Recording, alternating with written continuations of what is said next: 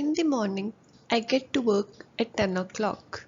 At night, I get home by 9 o'clock.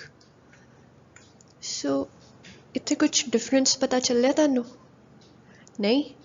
ਚਲੋ ਫਿਰ ਕਦੋਂ get ਕਹਿਣਾ ਅਤੇ ਕਦੋਂ get to ਕਹਿਣਾ ਅੱਜ ਆਪਾਂ ਇਸ ਬਾਰੇ ਪੜਾਂਗੇ। See, in the morning, I get to work at 10 o'clock. At night, I get home by 9 o'clock.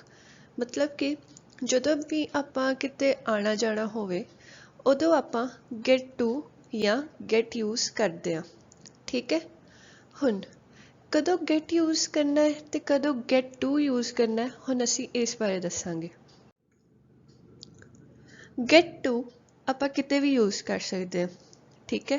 ਮਤਲਬ ਹਰ ਜਗ੍ਹਾ ਤੇ ਆਪਾਂ get to ਵਰਤ ਸਕਦੇ ਹਾਂ ਜਦੋਂ ਵੀ ਆਪਾਂ ਕਿਤੇ ਆਉਣ ਜਾਣ ਲਈ ਕਿਸੇ ਨੂੰ ਦੱਸਣਾ ਹੋਵੇ।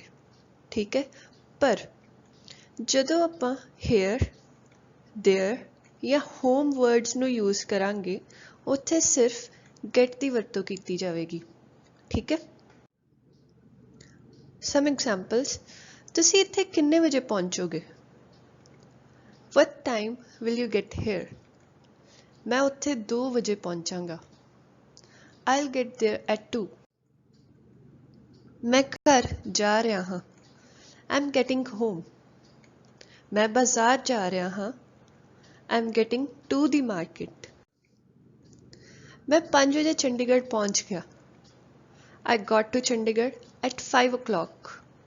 ਤੁਸੀਂ ਆਪਣੇ ਦਫ਼ਤਰ ਵਿੱਚ ਕਿੰਨੇ ਵਜੇ ਪਹੁੰਚੋਗੇ? So do let us know in the comment section at what time do you get to your office. Thank you.